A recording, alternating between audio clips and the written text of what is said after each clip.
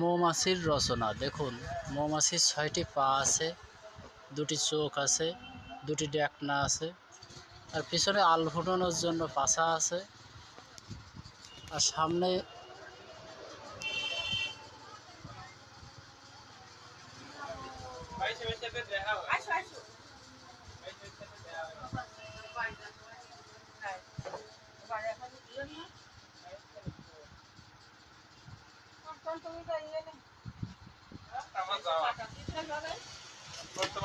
মৌমাছির গাল দিয়ে মধু সংগ্রহ করে আর পাছায় দিয়ে তা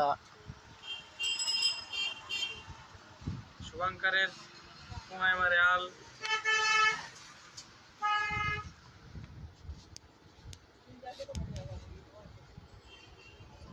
এই মৌমাছি মৌমাছি কোথায় যাস না চিনাচ্ছি, একবার দাঁড়া।